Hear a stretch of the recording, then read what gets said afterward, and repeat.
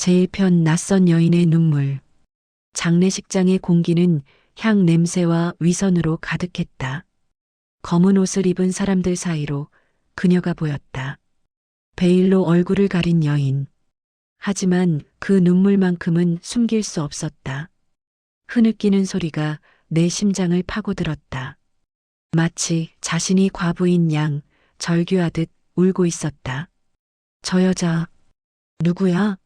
속삭임이 장례식장을 떠돌았다. 시어머니가 내 팔을 세게 움켜쥐었다. 손톱이 파고들 정도로. 윤정아, 저 여자 쫓아내. 목소리가 떨리고 있었다. 분노가 아니라 공포로. 어머니, 누구예요? 모르는 척해. 장례가 끝나갈 무렵 그 여인이 내게 다가왔다. 베일을 벗자 익숙한 얼굴이 드러났다. 윤정아, 나야. 민서. 심장이 멎었다. 민서. 10년 전 사라진 내 단짝. 남편이 처음 사랑했던 여자. 너, 왜 여기 있어? 그녀는 눈물을 닦으며 속삭였다. 너무 늦게 알았어. 미안해. 상우 오빠를 지키지 못해서. 그 순간 남편의 시신이 놓인 관 위로 그녀의 손이 뻗어갔다. 손가락 끝이 관을 쓰다듬었다. 너무나 자연스럽게, 마치 1000번도 넘게 해온 행동처럼. 내 입에서 비명이 터져 나올 뻔했다. 그리고 그녀의 손목. 거기엔 남편이 나에게 준 것과 똑같은 팔찌가 있었다. 그날 밤 시어머니가 내 방문을 두드렸다. 아니, 부수듯 열었다. 윤정아, 그 여자 다시 만나면 죽는다. 어머니, 무슨 소리예요? 상우가 죽은 건 그 여자 때문이야. 나는 숨을 참았다. 무슨 말씀이세요? 시어머니는 떨리는 손으로 창문을 가리켰다. 저기, 저 여자 지금도 서 있어. 나는 황급히 창가로 달려갔다. 어둠 속 가로등 아래 누군가 서 있었다. 베일을 쓴 여인. 민서였다. 그녀는 고개를 천천히 들어 우리를 올려다봤다. 그리고 웃었다. 다음 날 아침 시어머니는 사라졌다. 휴대폰도 옷도 흔적 하나 없이. 그리고 남편의 방 서랍에서 피가 묻은 편지 한 통이 발견됐다. 윤정에게 미안하다. 하지만 이건 내가 선택한 지옥이었다. 나는 그 문장을 읽으며 깨달았다. 이건 장례식이 아니라 시작이었다. 제2편 사라진 시어머니. 시어머니가 사라진 지 사흘째. 경찰은 자발적 실종이라고 했다. 하지만 나는 알았다. 어머니는 도망친 게 아니라 쫓긴 것이라는 걸. 어머니의 방을 뒤지던 중 서랍 깊숙한 곳에서 낡은 수첩을 발견했다. 표지에는 피 같은 빨간 글씨로 이렇게 적혀 있었다. 민서 마이너스 위험. 손이 떨렸다. 페이지를 넘기자 날짜와 장소, 그리고 금액이 적혀 있었다. 2021.03 15민서 마이너스 5천만 원 송금. 2022.07 22민서와 상우 마이너스 호텔 목격. 2024.11 3민서 마이너스 상우를 죽일 수도 있다. 마지막 문장을 읽는 순간 뒷목에 소름이 돋았다. 그날 밤 형사 박도훈이 찾아왔다. 김순자 씨의 신용카드가 사용됐습니다. 어디서요? 남편 사무실 근처 모텔에서요. 나는 그와 함께 그곳으로 향했다. 낡은 건물 3층 307호. 문은 반쯤 열려 있었다. 안에서는 썩은 냄새가 났다. 형사가 문을 밀었다. 방 안은 엉망이었다. 벽에는 사진들이 붙어 있었다. 남편과 민서, 그리고 나의 사진. 내 얼굴에는 빨간 X표가 그어져 있었다. 침대 위에는 두꺼운 장부와 USB가 놓여 있었다. 형사가 장부를 펼쳤다. 첫 페이지에는 이렇게 적혀 있었다. M 프로젝트 마이너스 김순자, 이상우, 민서. 나는 숨을 삼켰다. 이게 뭐예요? 형사가 페이지를 넘기며 말했다. 계약서입니다. 남편분이 민서 씨와 함께 비밀 사업을 했던 것 같습니다. 그리고 보증인은 시어머니. 형사가 고개를 끄덕였다. 여기 마지막 항목을 보세요. 사업 실패 시 모든 재산은 민서에게 귀속된다. 내 입에서 비명이 터져 나왔다. 집으로 돌아오는 길 휴대폰에 문자가 도착했다. USB 열면 죽어. -M. 손이 떨렸다. 하지만 나는 이미 결심했다. 돌아가서 노트북에 USB를 꽂았다. 비밀번호 입력창이 떴다. 3번의 시도 끝에 나는 입력했다. S&M 2021. 상우와 민서. 파일이 열렸다. 그 안에는 동영상 파일 하나가 있었다. 재생 버튼을 눌렀다. 화면 속 남편이 카메라를 보며 울고 있었다. 윤정아, 미안해. 나는 내가 아니라 민서를 사랑했어. 그리고 이제 끝내려고 해. 영상이 끝나자 화면이 꺼졌다. 그리고 현관문이 열리는 소리가 들렸다. 나는 몸을 돌렸다. 거기에는 민서가 서 있었다. 재산편 숨겨진 장부. 어떻게 들어온 거야? 민서는 열쇠를 흔들었다. 상우 오빠가 준 거야.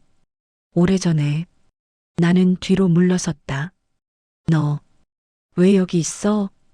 그녀는 천천히 다가왔다. USB 봤지? 그럼 이제 알겠네. 상우 오빠는 나를 선택했어. 거짓말. 거짓말? 민서가 웃었다. 윤정아, 내가 결혼할 때도 오빤 내 손을 잡고 있었어. 밤마다 나한테 전화했어. 민서야, 미안해. 너를 놓쳐서. 나는 주먹을 쥐었다. 그럼 왜 죽었어? 왜 날 두고 죽었냐고. 민서의 표정이 일그러졌다. 그건 어머님 때문이야. 뭐? 그녀는 가방에서 또 다른 USB를 꺼냈다.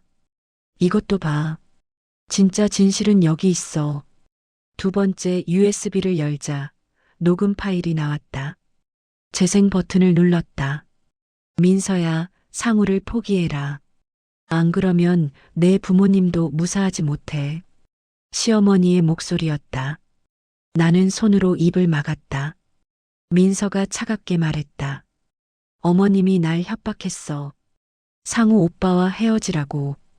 그래서 난 떠났어. 10년 동안. 그럼 왜 돌아온 거야? 상우 오빠가 날 불렀어. 민서야, 나 죽고 싶어. 너 없이는 못 살아. 그래서 돌아왔어. 근데 그녀의 목소리가 떨렸다. 돌아왔을 땐 이미 늦었어. 오빤 이미 죽어 있었어. 나는 비틀거렸다. 자살이었다고? 민서가 고개를 저었다. 아니, 살해야. 그날 밤 형사에게서 전화가 왔다. 윤정 씨, 부검 결과가 나왔습니다. 남편분 혈액에서 독극물이 검출됐습니다. 뭐라고요? 누군가 음식에 섞은 것 같습니다.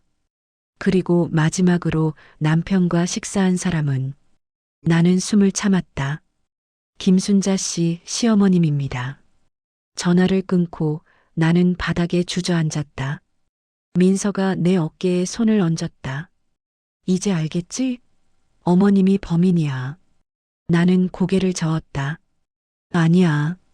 어머니가 왜? 어머님은 상우 오빠가 재산을 나한테 넘기려는 걸 알았어. 그래서 민서는 말을 잇지 못했다. 나는 떨리는 손으로 USB를 다시 열었다. 그 안에는 마지막 파일 하나가 더 있었다. 파일명 유언장 최종. PDF. 열어보니 남편의 필체로 이렇게 적혀 있었다. 내가 죽으면 모든 재산은 민서에게. 윤정에게는 미안하지만 이건 내 마지막 선택이다. 나는 소리 없이 울었다. 민서가 속삭였다. 윤정아, 이제 어머님을 찾아야 해. 그리고 끝내야 해. 제사편 친구의 얼굴. 다음 날 민서와 나는 시어머니가 자주 가던 절을 찾아갔다. 스님이 우리를 보더니 고개를 저었다. 순자보살님, 사흘 전에 다녀가셨습니다. 49제 전에 모든 걸 끝낸다고 하셨어요. 어디로 가셨는지 아세요? 스님은 낡은 종이 한 장을 건넸다. 거기엔 주소 하나가 적혀 있었다. 폐가 마이너스 구룡산 7번지. 산속 깊은 곳, 낡은 집 한 채가 서 있었다. 문은 반쯤 열려 있었고 안에서는 촛불이 켜져 있었다. 민서가 내 손을 잡았다. 윤정아, 조심해. 우리는 천천히 안으로 들어갔다. 거실 한가운데 시어머니가 앉아 있었다. 등을 보이고 미동도 없이. 어머니. 나는 달려가 어깨를 잡았다. 그 순간 시어머니가 고개를 돌렸다. 눈은 텅 비어 있었고 입가에는 검은 피가 말라붙어 있었다. 나는 비명을 질렀다. 민서가 나를 뒤로 끌어당겼다. 윤정아, 진정해. 바닥에는 빈 독약병과 편지 한 통이 놓여 있었다. 나는 떨리는 손으로 편지를 집어들었다. 윤정아, 민서야. 나는 죄인이다. 상우를 지키려 했지만 결국 죽였다. 민서를 협박했고 윤정을 속였다. 하지만 내가 정말 지키고 싶었던 건 너희 둘이었다. 상우는 이미 망가져 있었다. 빚에, 거짓말에, 욕망에. 그래서 나는 끝냈다. 내 손으로. 이제 너희는 자유다. 서로를 미워하지 말고 살아라.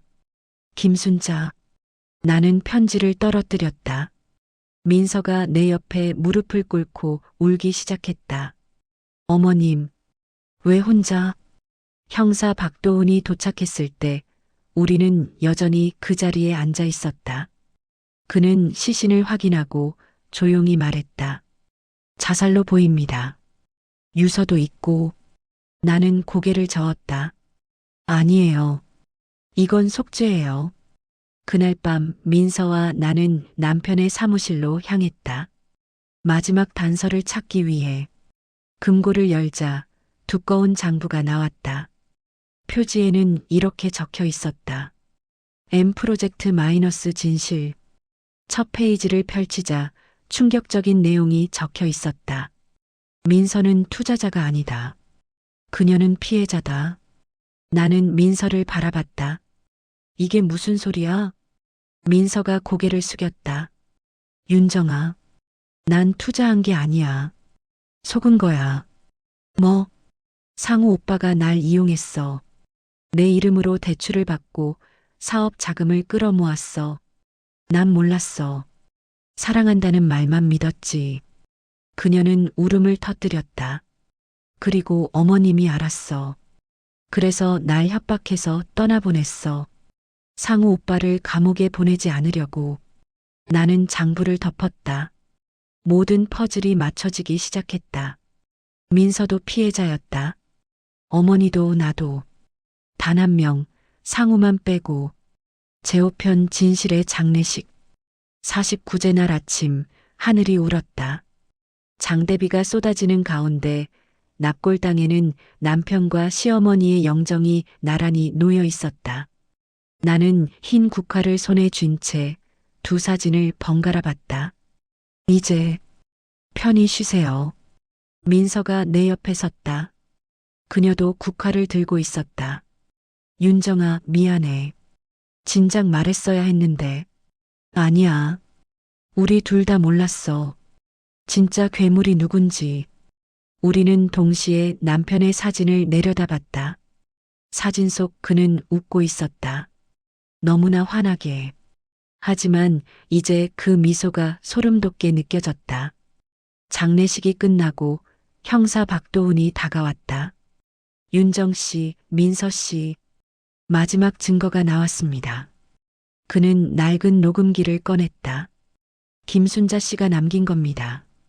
재생 버튼을 누르자 시어머니의 목소리가 흘러나왔다. 윤정아, 민서야. 내가 이 녹음을 남기는 이유는 너희에게 진실을 말하기 위해서다. 상우는 나쁜 아이였다. 어릴 때부터 거짓말을 밥 먹듯이 했고 사람을 이용하는데 천재였다. 민서를 속였고 윤정을 속였고 나까지 속였다. 그래서 나는 결단을 내렸다.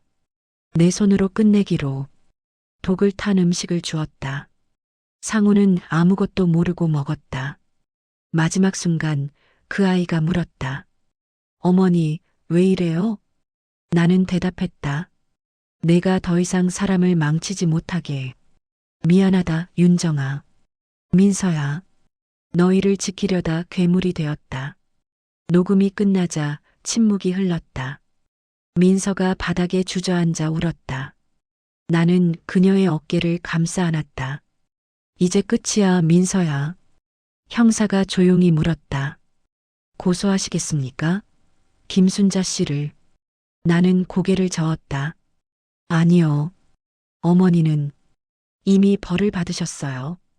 장례식장을 나서는 길 민서가 물었다. 윤정아, 이제 어떻게 살 거야? 나는 하늘을 올려다봤다. 비가 그쳤다. 살아야지. 우리 둘 다. 어머니가 원하신 대로. 민서가 미소 지었다. 그녀의 눈에도 눈물이 고여 있었다. 우리는 손을 잡고 걸었다. 과거를 뒤로하고 미래를 향해. 진실은 언제나 피로 쓰인다. 하지만 용서는 눈물로 씻긴다.